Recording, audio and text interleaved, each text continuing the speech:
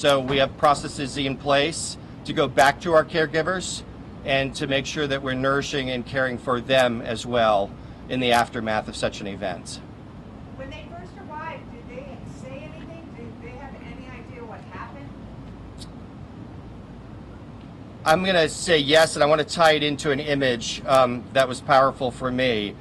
When the first helicopter landed and the mother was with the patient, she was immediately joined on the helipad by one of our chaplains. The three of them, the patient, the mother, and the chaplain, were immediately in conversation, not only dealing with the medical evaluation and issues as they were wheeling over, but immediately starting to process the events and helping the person and the patient and everyone involved to process through and help manage their emotions as a part of this. Is that a 14-year-old girl or a 15-year-old girl? I don't know the answer to that.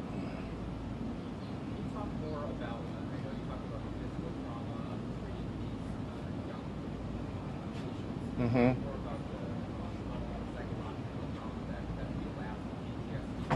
Absolutely. I'll start by saying I'm not a specialist or a counselor, but in terms of the training of the chaplains, we recognize that there are certain communal covenants. One of those, it's an implicit understanding that our kids will be safe at school. And when one of those covenants, one of those kind of implicit beliefs is broken, it violates our sense of safety for the world. And so there needs to be intentional work to recognize that while this is not an isolated incident, sadly, it is not a daily incident either. And to start to work with the person, not immediately, because they have enough things going on in the immediate, but over time to integrate this experience into their life. I would suggest that there are triggers that can happen. And so, for example, somebody who might have been in the Las Vegas shooting or affiliated with it, an event like this can start a new process of grieving that requires support and possibly professional help. Here in this social media, I've noticed a lot of these students, teenagers, they connect immediately on social media. Yes. Whatever it is. Your professional field, does that help in the sense of recovering or? I believe it does. The social media is how many of kids today communicate with their friends. They might have a fairly in-depth conversation over text messages, but that is their go-to method of communication. There's no reason to change that and try to substitute something else.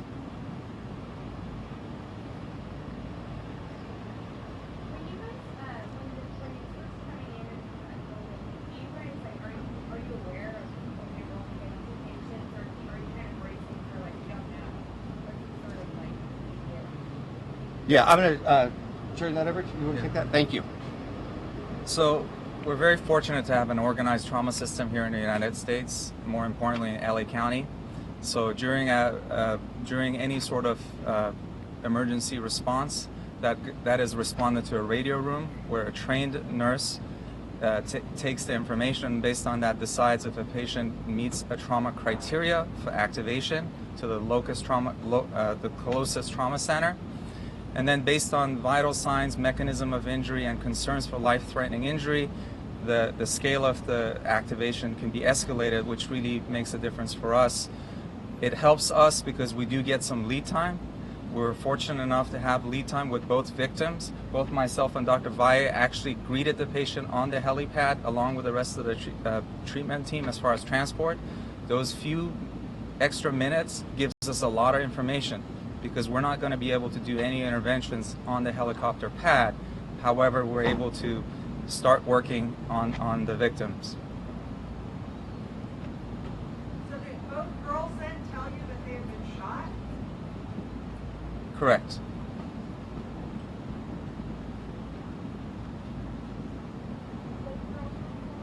These two girls know each other or know any of the other victims? So the question is, do both the girls know each other? Yes, they do. Because once we were done with the initial treatment, initial evaluation, and both patients were felt to be stable, both were sitting up with their families in the room, they were conversating with each other. Did they know the shooter or any of the other victims? We weren't given any information on that, and we really were focused on taking care of them. You had a question? Were they both flown in or just one? No, only one trauma victim was flown in, the 15-year-old that required the procedure, that required the operation. She was flown in. The other victim was brought in by ambulance. Have they been updated on the other victims, or do they know anything about? That's a great question. Have they been updated? We have not commented to them about what's been going on with the other victims involved in the shooting. Families were very thoughtful. They asked immediately when is a good time to tell them, and that's when we rely with that spiritual team and also with that clinical psychologist.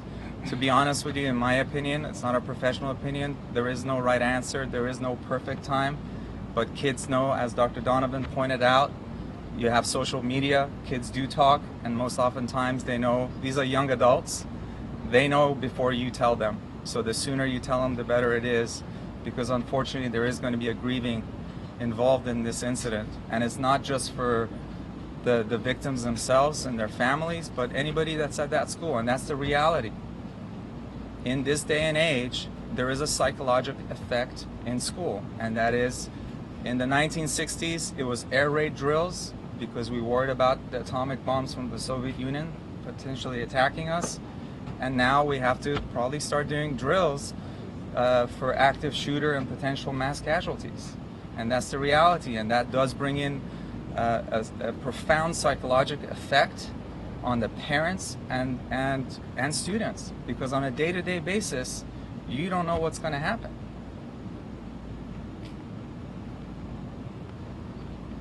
During your time with them, were you able to determine whether they felt that they were specifically targeted or just random shots fired their way? We didn't get any information, and they didn't disclose any information as far as they're being targeted.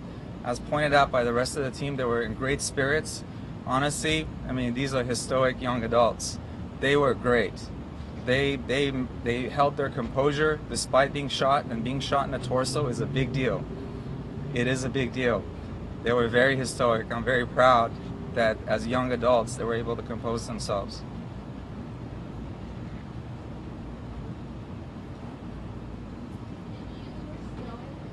Yes.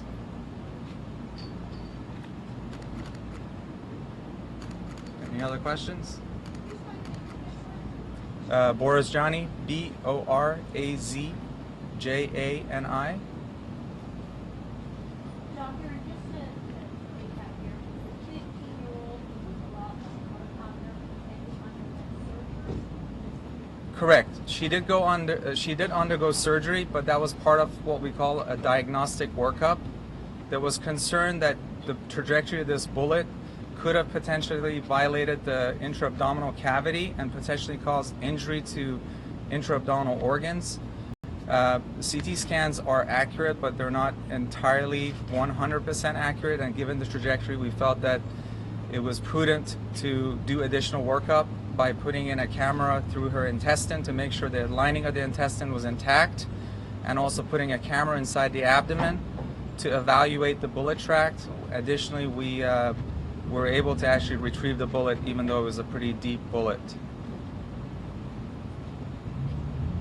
How often do you rather answer this before I apologize, how often at this hospital do you deal constantly, on a regular basis, occasional? So the question is, how often do we deal with penetrating injuries? I would say that we range anywhere from the teens all the way up to the 20% region. So out of 100 trauma victims that we greet in this hospital, anywhere between 5 to 25 patients have penetrating injuries. This is a common occurrence. I'm sorry? This is a common occurrence. It's not like it happens once a month. It's a regular. It is a common occurrence. Unfortunately, in the United States, annually there's 38,000 deaths associated with firearms. There was approximately 83,000 non-fatal accidents from gunshots. So it's just a reality of the world that we live in. What will you tell parents that have sons in their homes with children this age? I'm going to have Dr. Donovan answer that question. I think that's probably beyond the purview of Providence publicly. I certainly would believe that anyone involved with this would urge safe handling and care and caution to make sure that we do everything in our capability to avoid such incidents. But we recognize it is a divided issue, certainly. I do want to ask Dr. Borgiani if he would make one more comment. We do a lot of work in the community to try to prepare for such incidents. And I would ask him if he would just say a brief word about our commitments, not only here at the hospital, but in the community ahead of time. I'm sorry, and just following up, like you said, it's Please. not an issue, but you see the aftermath. So how do you respond to that? Shouldn't you? I have strong feelings about it on a personal level, but Providence itself has, I'm not aware that there's an official stance on that. It is a tragedy, and we do see it firsthand. And I don't think there's a single person that would argue we certainly need to take some measures. What those measures are beyond my immediate purview.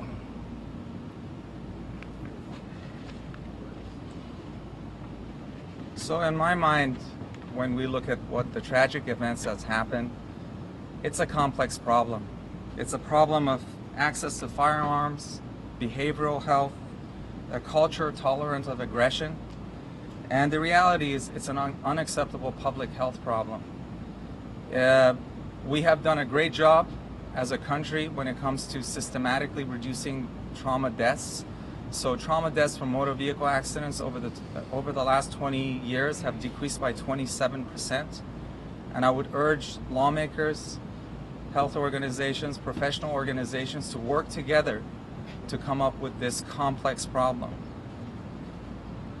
That problem really involves having research, innovation, technology, and cooperation. And there is many metrics involved, and it's not just as simple of having guns or not having guns. Going back to some of our efforts, for us, the most important part is being prepared for this kind of an incident. There's a lot that goes into this. Local trauma centers are involved in disaster management. We urge all local hospitals to get involved because there are trauma courses available through some of the local universities that allow those systems to practice and drill down for preparedness. Through our efforts, especially here at Holy Cross, we participate in a campaign through the American College of Surgeons called Stop the Bleed. You can look it up on stopthebleed.org. Our focus here is to teach civilians how to address life-threatening hemorrhage, how to recognize it, how to ask for help, and how to temporize things before emergency medical services arrive.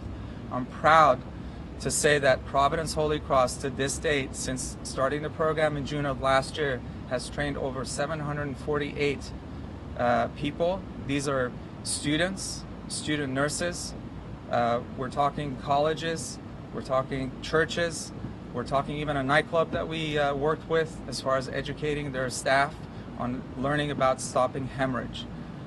This is, in actual fact, we did have a Stop the Bleed course at one of the local hospitals, local high schools yesterday while this accident was happening.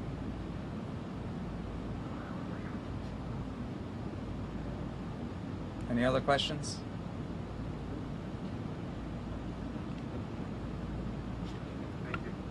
Okay, all right. Sí, sí. Siempre me gusta el Telemundo, voy a esperar que nuestros compañeros también del Telemundo. Los otros están